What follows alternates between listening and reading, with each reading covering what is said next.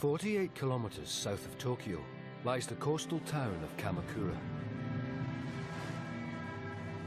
Here, 15 years ago, bulldozers digging the foundations for a car park make an astonishing discovery.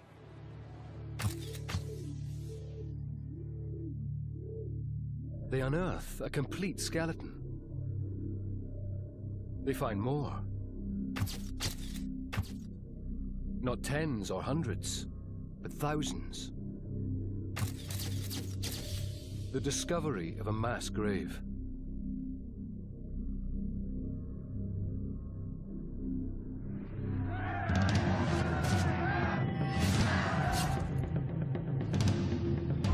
It looks like the site of a great battle or massacre. Scientists at St. Mariana University School of Medicine near Tokyo examine skeletons from the mass graves. 体数としてはもう3000体以上で、でもすごい傷を負ってる人骨はいくつか出てます。Mick Wazocki, a world expert on battle-scarred skeletons, joins the investigation. The big questions: what happened to these bones, and why? At the moment, as far as I know, these injuries are unique to Japanese medieval skeletons. I haven't seen any similar kind of sharp force trauma in a similar location. Neither have my Japanese colleagues. These skeletons exhibit cut marks 1, 2, 3. From behind? Behind. Some very strange cut marks. Yes. Finish them off. Finish.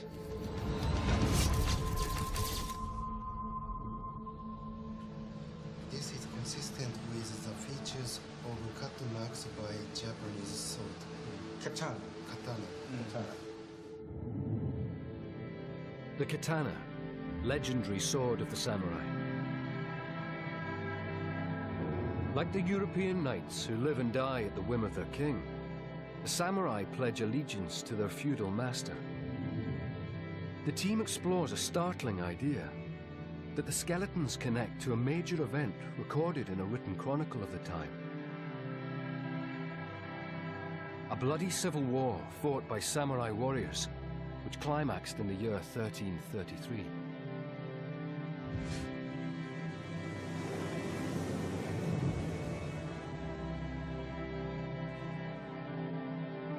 On one side, based in Kamakura, the shogunate, a military dictatorship headed by the Hojo family. On the other,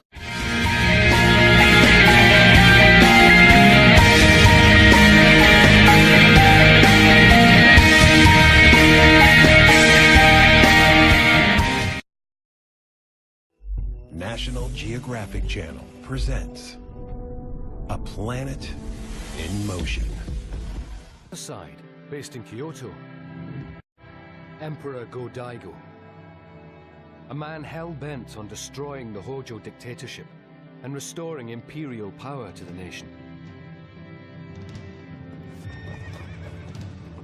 Since the time of the first shogun of Japan, the military dictator, the emperors had been relegated to being mere figureheads. They were effectively religious figures, but had no real power. Emperor Go-Daigo changed all that. He was young, he was vigorous, he was brave, he was well trained in the martial arts. He wanted to rule Japan as his ancestors had done.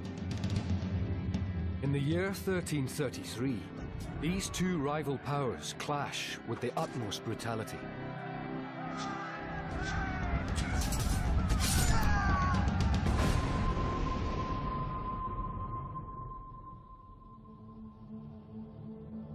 Two distinctive skeletons immediately stand out. The experts believe the location of these skeletons in the mass graves indicates when they die. Locked in an intimate embrace, this enigmatic couple lie on the fringes of the mass grave. That suggests they perish in the first stages of the war.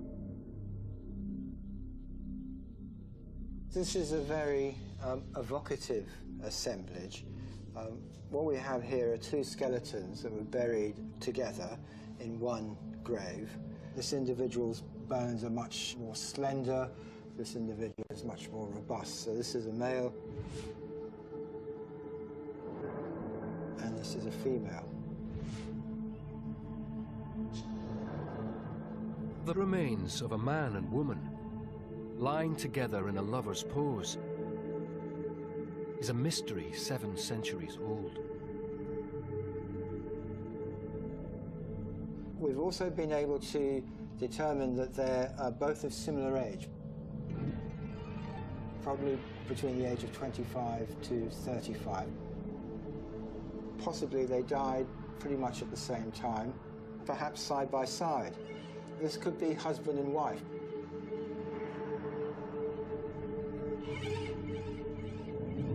The wound marks on both skeletons match the unique style of a samurai sword fight. Samurai duels involve a ceremony of precise strikes that one by one bring an opponent to his knees. This individual's body has got very, very nasty and vicious injuries. Tension between the Hojo military dictatorship and the emperor escalates to all-out civil war.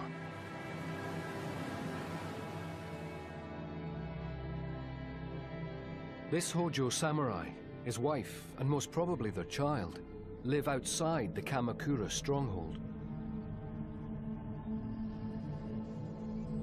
Without the protection of the city's walls, they're exposed to attack.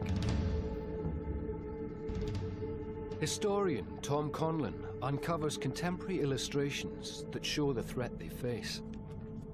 This image shows a night attack, and I think what's remarkable about this is because you see a depiction of a very intense encounter forcibly entering the house and attacking his family.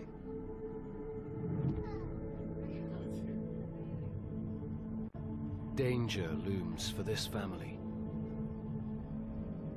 A samurai assassin serving the Japanese emperor is on a stealth mission by night, camouflaging himself in the black armor of the Hojo themselves.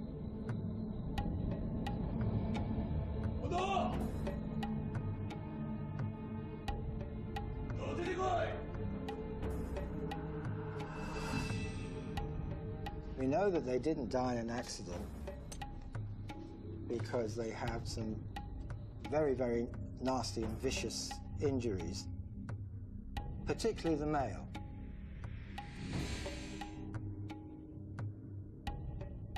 The ritual of a samurai sword duel begins.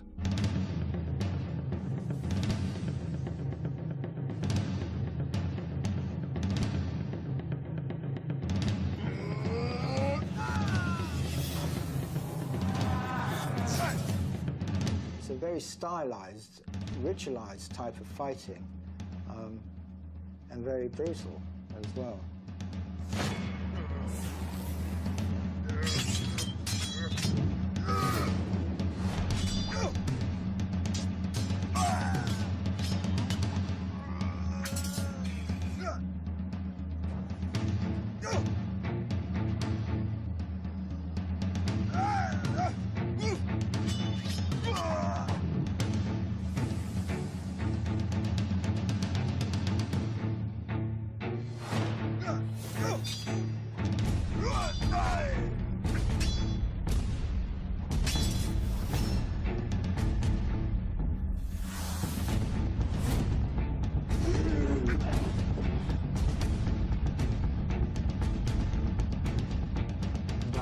Was thought to be almost an autonomous area.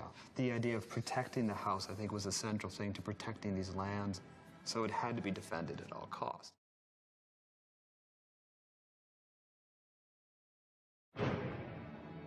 Fighting to protect his family, this man's duel is an opening skirmish in a war for the future soul of Japan.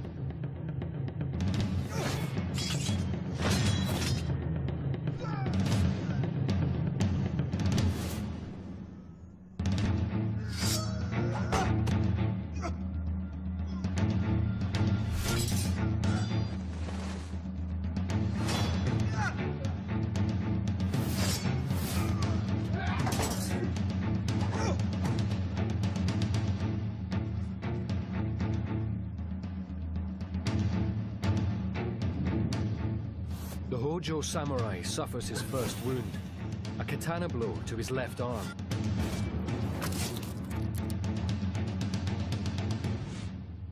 This bone is known as the radius. It's the bone that runs along this part of the arm and joins into the thumb. And he has a series of very deep gashes. This is sharp force trauma inflicted by a sword, and these are very heavy blows that have cut through soft tissue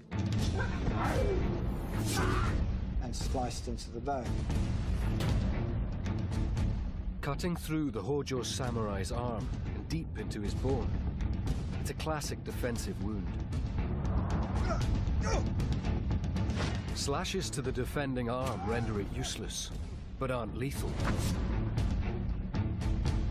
The Hojo samurai battles single-handed.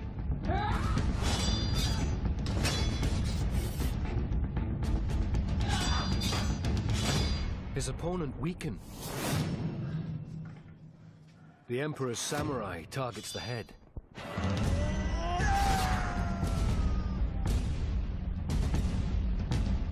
This looks what I'd call overkill. You can see here a series of cut marks. He's had a number of blows to the top of the head, which again was part of the fighting style. It was quite common to rain blows onto the head. Again, none of these are going to be killing blows. They're going to cause a lot. They're causing a lot of damage. There's little bits of bone flying out as you're being struck. You know, you can be pretty concussed. Blood is going to be pouring down, but that's not necessarily going to be lethal.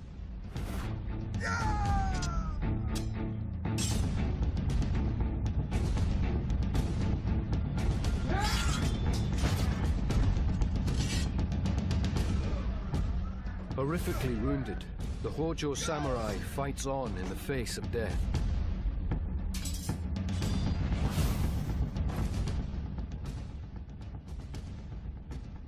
Forensic archaeologist Mick Wysocki focuses on the blows that end the samurai lord's life.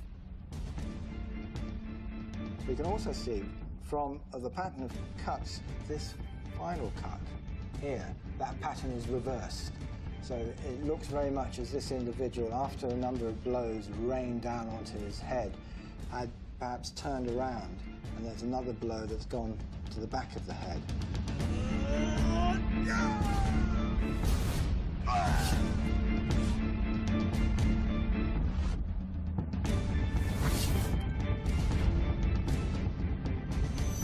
These kind of blows can slice through the skull and into the brain tissue.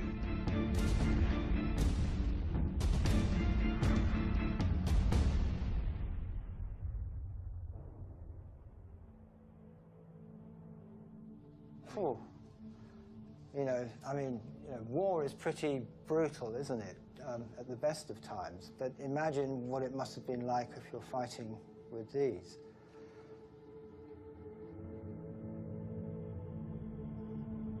The forensic examination of the Hojo samurai's skeleton exposes a cruel truth about his death. There's very little ante-mortem trauma. We would expect, if these were hardened soldiers who were paid to fight and fight and fight again, that many of them would have been through a number of battles, they would have had injuries which would have healed. So this looks much more like these were perhaps quite ordinary people who were then called to fight in a very desperate situation. Like many samurai swearing allegiance to their lord, the fallen Hojo is a highly skilled swordsman, but not a professional soldier. All the evidence suggests this fatal fight is his first experience of combat. Samurai duels are stylized and mutually respectful affairs. At the very heart of samurai fighting culture, the katana sword. We would always bow, and you draw the sword. The sword was the soul of the samurai. You would be treated with the utmost respect. The duels are elaborate, with skilled adversaries sizing each other up looking for gaps in the other's armor and technique.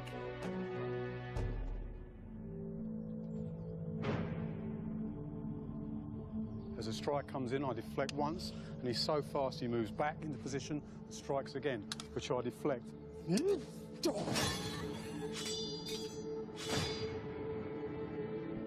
As the strikes were deflected, I'd use the back of the blade, the soft part of the blade, and keep the hard edge pure and sharp. I'll drop down and give him a target. And as I give him a target, I'll move forward there, take his arm. Japanese sword was designed on that curve, so whatever it touches, it would cut through the flesh, through the sinew, through the bone. And then I'd be in a nice position to take his head. Stylized samurai swordplay remains unchanged in Japanese tradition to this day.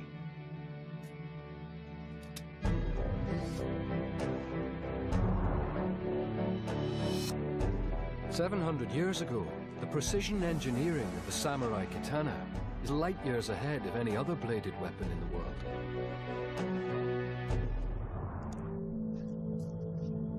Forensic archaeologist Dr. Jason Lewis compares it with the broadsword of the knights of medieval England.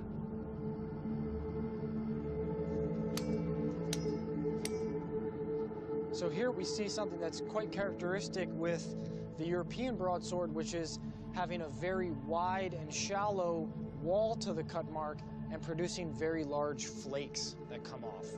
And there, as expected, the broadsword broke the bone in two. The blade is heavy enough and thick enough that it produces blunt force trauma and is strong enough to break a cow's thigh bone. Lewis now wields the far lighter and more controllable katana.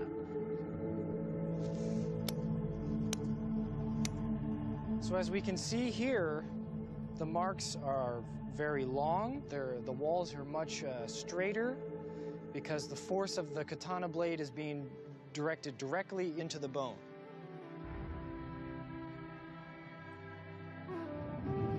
Though more subtle, the wounds are just as lethal, producing sharp force trauma. The katana is a precision killer so light that it can be wielded by a child. In 14th century Japan, samurai are trained from the age of 3. They're taught there's something special about their sword. It's an extension of the soul. 刀の中に神様の霊が宿って、それで自分の身を守ってくれる。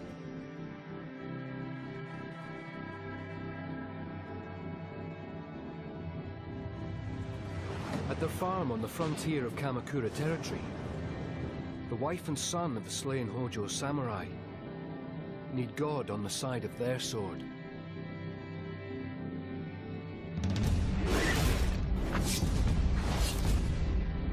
The Emperor's samurai remains hell-bent on destruction. It's now kill or be killed for the widow.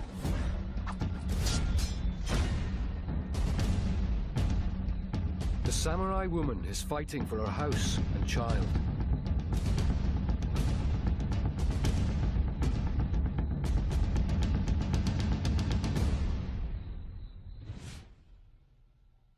The female individual has had 2 blows to her head as well. Perhaps this woman was also fighting to defend her husband or defend the family or the homestead. Terrible injuries to the widow's skeleton reveal she too duels with the Emperor's assassin. Proof of a brutal equality of the sexes in medieval Japan. Women must fight. One of the great untold stories of Japanese history is the involvement in War of Women. There aren't that many references, but the ones that are indicate that when the chips were down, the samurai women would fight every bit as bravely as men. There was not the gender distinction that women were thought to be as civilians or non-combatants. If you were part of this warrior family, I believe that both men and women were in some ways almost equals. They may not have been motivated in the same way by the loyalty to the clan or to the shogun, but they were defending their homes. And all women in Japan of the samurai class were trained in the use of weapons just in case. With her husband dead, the samurai woman takes up the fight.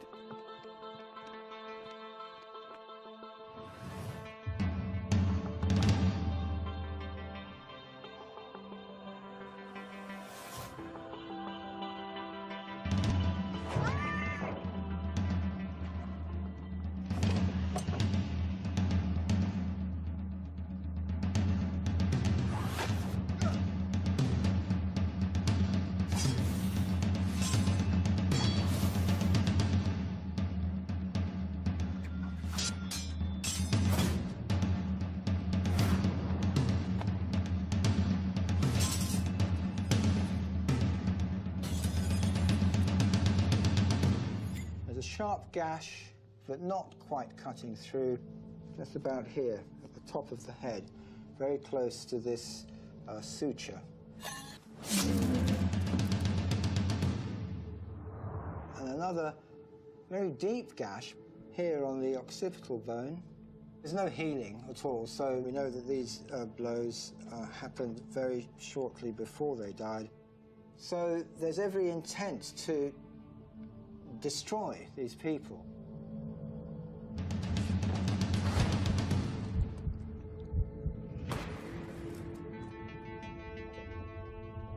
The deep sword strike into the woman's skull causes massive brain trauma. Like her husband, she dies within seconds.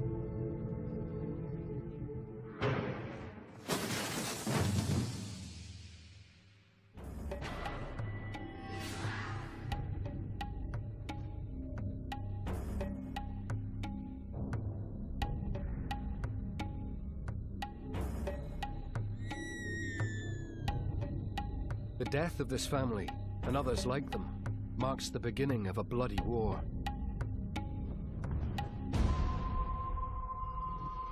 Next, the Emperor's army advances towards the Hojo's fortress city of Kamakura. The city of Kamakura was incredibly well defended by nature. On the southern side was the sea, and on all the other sides lay a ring of mountains which cut it off completely from the outside world. The treacherous route to Kamakura involves entering the 7 natural gorges, the perilous passageways that form the only way through the ring of mountains. The paths are quite narrow, and if you look that they're, we would call them just like a hiking path. And you see that they're coming through a gorge, and you could have warriors that would be above there shooting down at them. The Battle of the Gorges is about to begin. This skeleton appears to be an early casualty. Buried alone, but close to a mass of bodies in the war grave, scientists believe this man dies as the civil war intensifies. This is a very interesting skeleton, very enigmatic skeleton, buried in a single grave on his own. So that could suggest that there is something a little bit special about him. We know that he's broken his leg when he was much younger. We can see that in this tibia. There's quite a lot of curvature to it there. It's then healed. It caused this slight distortion of the bone. This bone is also significantly shorter than his left tibia, so he would have had a limp as he was walking.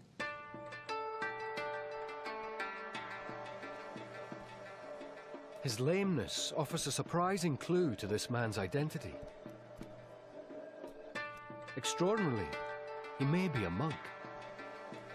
Many of the people who were monks because they had some kind of minor disability. Therefore, they couldn't do other kind of work, and therefore they became monks. It's quite interesting because a number of the historical texts and experts say that many of the young people who were killed in this battle were monks. As the Emperor's campaign escalates, Every Hojo of fighting age, monks included, must fight for their survival in a bloody civil war that ends in a trail of butchered corpses.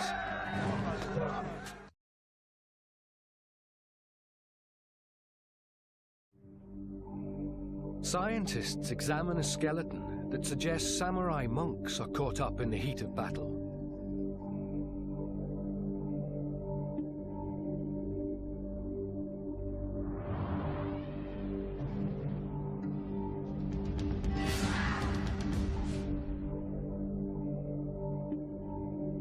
Throughout Japan's history, warrior monks and the Buddhist monasteries play an important role in warfare.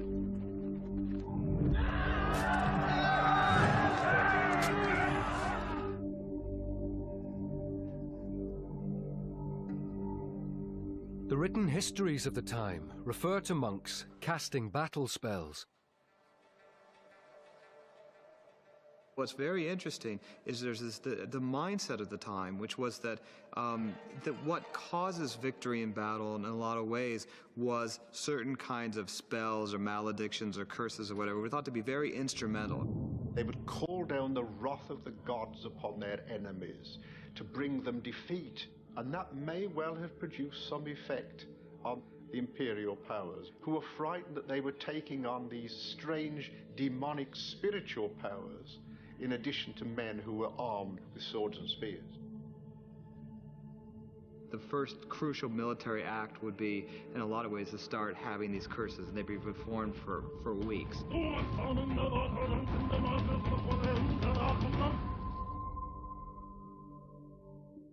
There's also written evidence that in times of crisis, monks go into battle.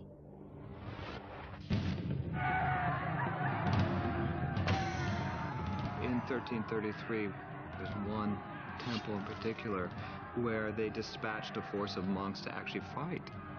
They were the ones that were enacting this original curse, as it were. In the critical Battle of the Gorges, the Hojo need every man who can fight, monks included. The battle is fought not just with samurai swords. The uneven terrain is ideal for ambush from above, with Hojo samurai firing arrows at the Emperor's encroaching forces.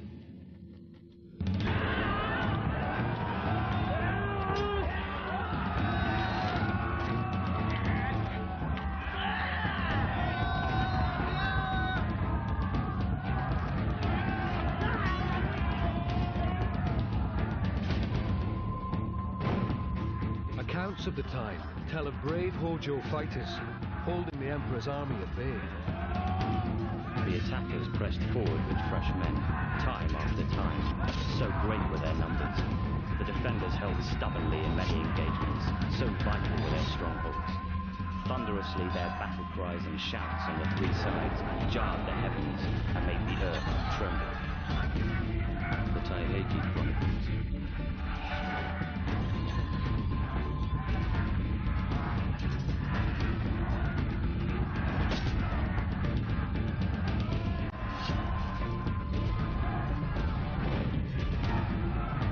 Pressing home their advantage, the Hojo warriors leave themselves vulnerable to attack from the Emperor's own archers. The forensics on the monk are inconclusive. They don't reveal how he died. But frenzied fighting in the narrow gorges sees archery being used with devastating effect. A well-preserved skull from the mass grave reveals just how lethal the arrows are. This is really fascinating. This is what I would call a classic projectile injury. What you've got is a little bit of bone that's torn away at the base of this injury. And there's a sort of V-shaped notch which looks very much like it corresponds to the edge of an arrow as it's gone in. If I take this arrow, you can see where this leading edge will just come in.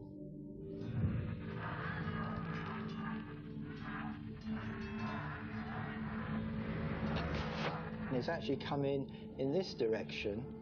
This samurai may perhaps, move it, trying to even dodge the arrow, so it's come in at an angle rather than coming in at 90 degrees.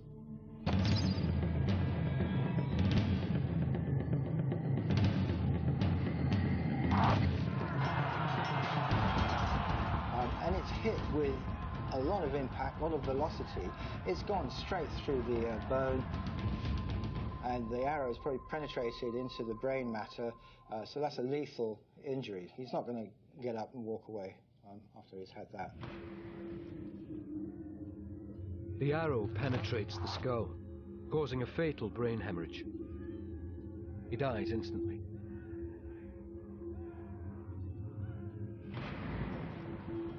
But his death is not in vain. The Emperor's army fails to break through the gorges. But there is one further way to strike at the heart of Hojo territory.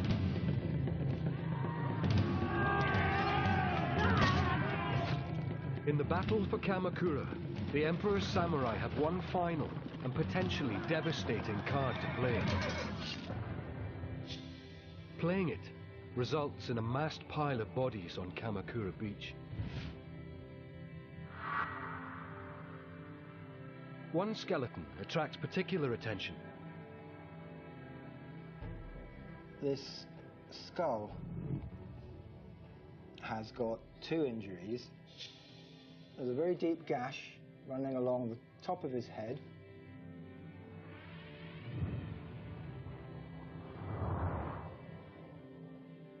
But there is another blow to the back of the skull.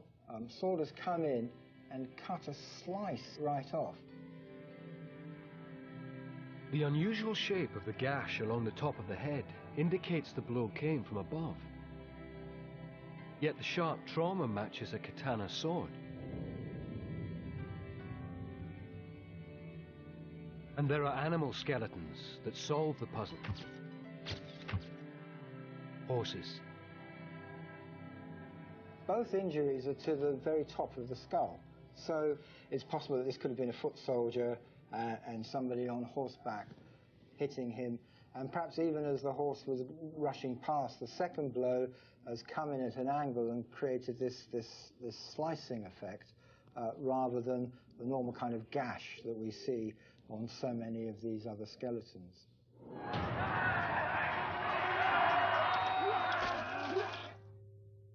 The injury to the top of his skull has all the characteristics of a samurai katana blade cut. It's got the length that's consistent with the length of the blade, coming in at an angle there.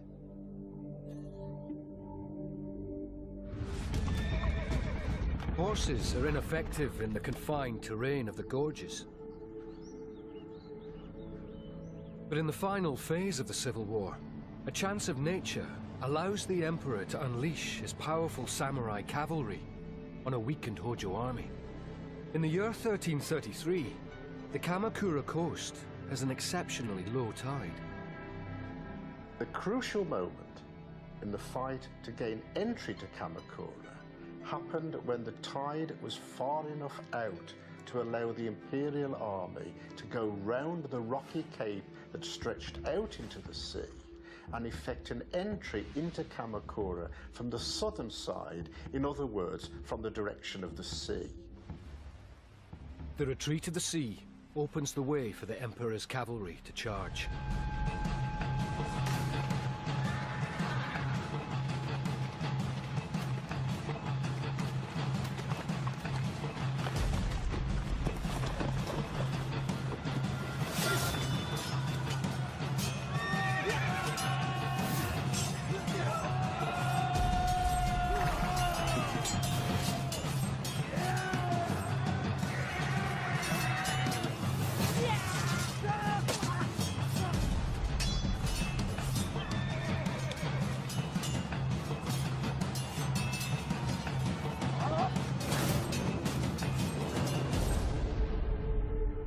The sheer number of Hojo war dead confirms the battle turns into a massacre.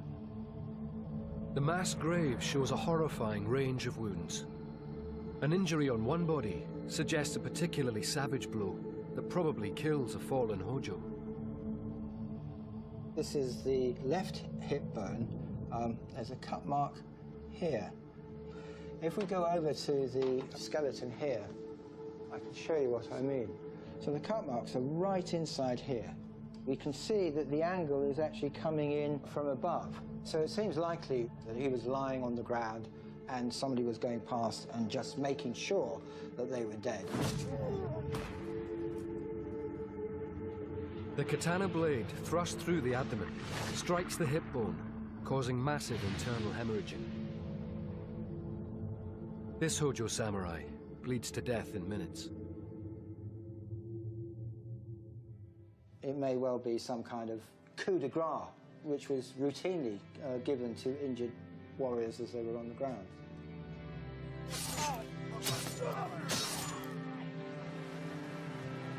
The dramatic accounts of the time describe a sea turned red by slaughter.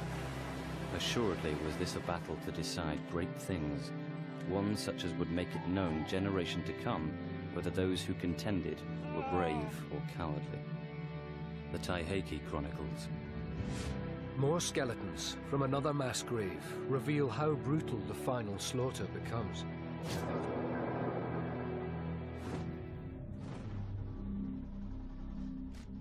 Their injuries linked them to the 1333 Civil War, and they offer new revelations. Two in particular arouse the curiosity of the forensic scientists. The largest mass of bodies from the slaughter on the beach includes broken bones and heads. Yet two skulls sit alone, and their cut marks are unusual. Both of them were decapitated with blows to the back of the neck. We know that he's decapitated because we can see here on this third cervical vertebra, there's a cut right through the body. It's very smooth, there's a very clear straight line, and you can see that some sharp instrument, very likely a sword, has come through at an angle.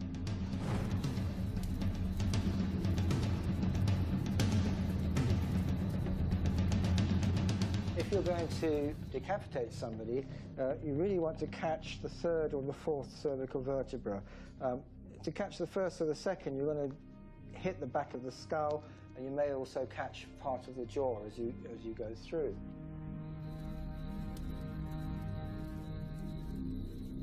In the individual that we're just talking about, the blade has come through from the back at an angle and has cut the third cervical vertebra, but sliced that off as it's come through.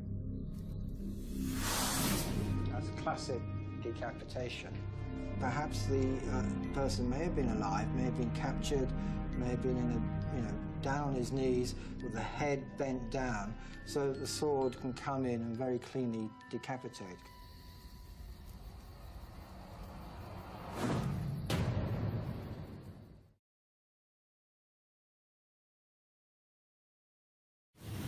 The victorious Imperial Samurai take the heads of fallen Hojo as trophies.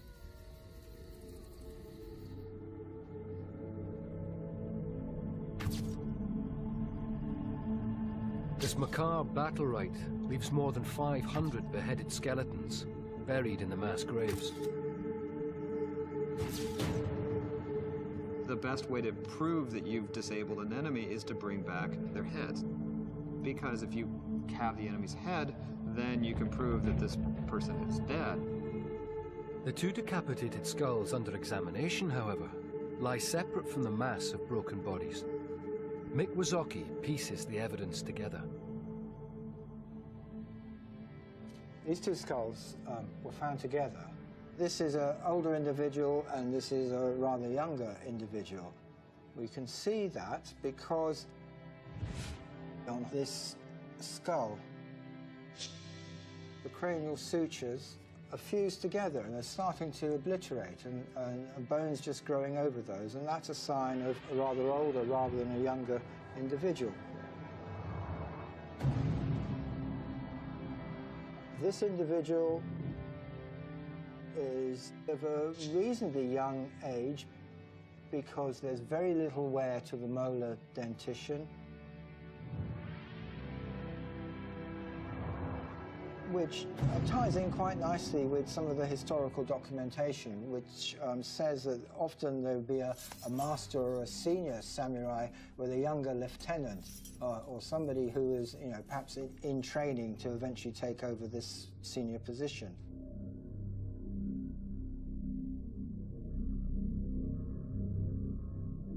The condition of their skulls offers the next vital clue to their identities. It's been written that because people got credit for bringing in trophy skulls, that sometimes they would get skulls of people who weren't particularly prominent, and then they'd mutilate the face so you couldn't be able to recognize it. But there's no sense of mutilation here, so these may actually be very famous samurai. As defeated Hojo samurai of high status, they attract special attention from the Emperor's victorious army.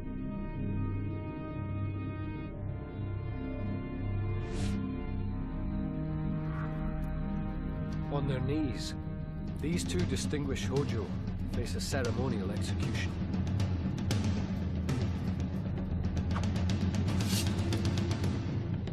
A single blow of a formal beheading severs the spinal cord. Death is instant.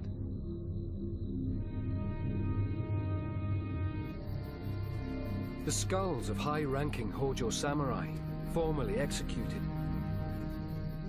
is evidence of an unusual battle rite observed in medieval Japan. There's one other tradition that's not generally known. Because of a very well-developed Japanese religious belief, certainly among the most high-ranking samurai, it was expected that the head would be returned to the family of the man who had been killed. The execution of Hojo samurai leaders marks the end of the Battle of Kamakura Beach. The city now lies at the mercy of the victorious Imperial Army, and the Emperor's retribution is ruthless. The Battle of Kamakura ended in a bloody, burning inferno.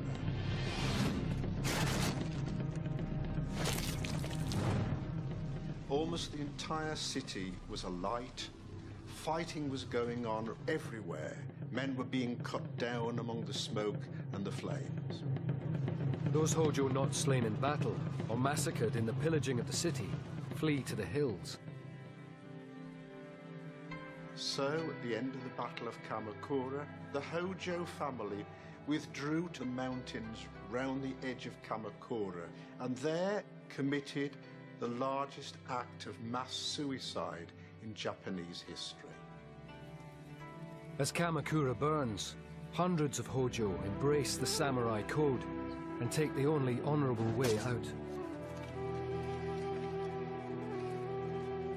One of the best known traditions of the samurai is the ghastly ritual of seppuku, which is to commit suicide by cutting your abdomen open using a sharp dagger. This was well entrenched in samurai history, and an example that every samurai knew he would have to follow in order to save his honor when he had been defeated in battle and death was certain. The fall of Kamakura wipes out the Hojo shogunate. Emperor Go-Daigo seizes power and stands as the undisputed ruler of all Japan. Sudden transformation and the sort of overwhelming destruction of Kamakura is something you really see at no other time in Japanese history. With the complete destruction of the Hojo family, Emperor Go-Daigo had achieved his objective. He could now reign as emperor just as his ancestors had done centuries before. We tend to think of battles as places where there's great heroics, but there's also great human tragedy.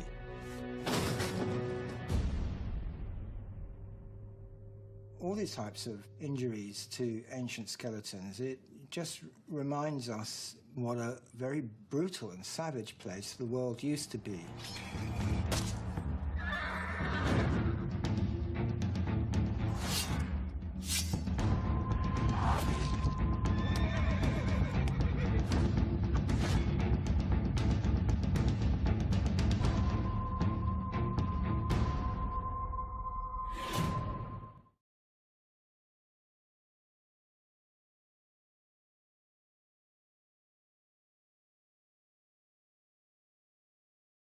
3000体以上で、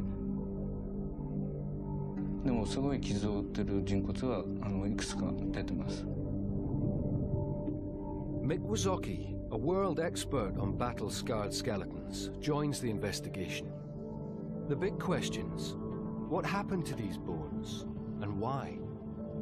At the moment, as far as I know, these injuries are unique to Japanese medieval skeletons. I haven't seen any similar kind of sharp force trauma in a similar location. Neither have my Japanese colleagues. These skeletons exhibit cut marks 1, 2, 3. From behind? Behind. Some very strange cut marks. Yes. Finish them off. Finish.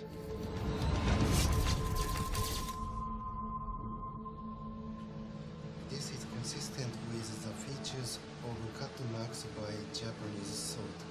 Katana. Katana.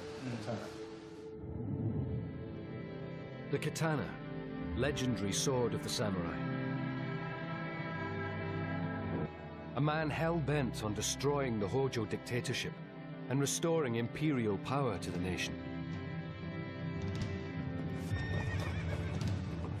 Since the time of the first shogun of Japan, the military dictator, the emperors had been relegated to being mere figureheads. They were effectively religious figures, but had no real power. Emperor Go-Daigo changed all that. He was young, he was vigorous, he was brave, he was well trained in the martial arts. He wanted to rule Japan as his ancestors had done. In the year 1333, these two rival powers clash with the utmost brutality.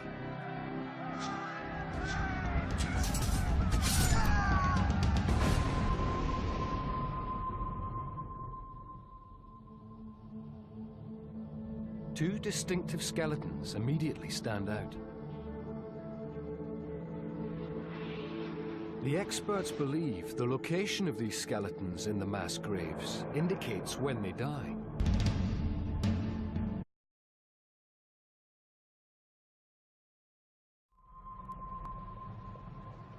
"48 kilometers south of Tokyo lies the coastal town of Kamakura. Here, 15 years ago, bulldozers digging the foundations for a car park make an astonishing discovery.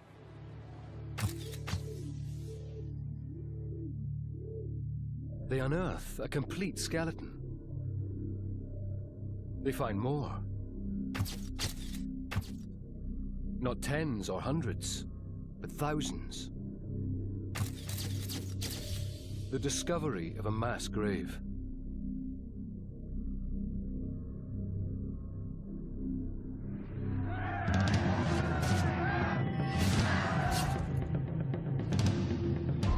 It looks like the site of a great battle or massacre. Scientists at St. Mariana University School of Medicine near Tokyo examine skeletons from the mass graves. 体数としてはもう3。 Locked in an intimate embrace, this enigmatic couple lie on the fringes of the mass grave. That suggests they perish in the first stages of the war. This is a very evocative assemblage. What we have here are two skeletons that were buried together in one grave. This individual's bones are much more slender. This individual is much more robust. So this is a male, and this is a female. The remains of a man and woman, lying together in a lover's pose, is a mystery 7 centuries old. We've also been able to determine that they're both of similar age, probably between the age of 25 to 35. Possibly they died pretty much at the same. Like the European knights who live and die at the whim of their king, the samurai pledge allegiance to their feudal master. The team explores a startling idea, that the skeletons connect to a major event recorded in a written chronicle of the time. bloody civil war fought by samurai warriors, which climaxed in the year 1333.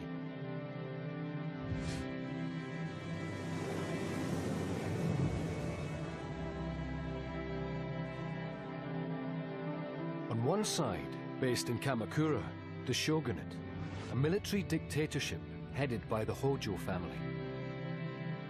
On the other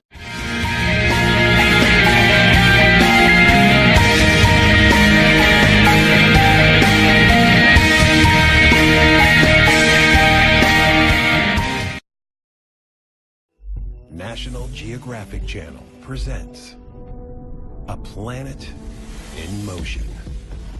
side, based in Kyoto, Emperor Go-Daigo,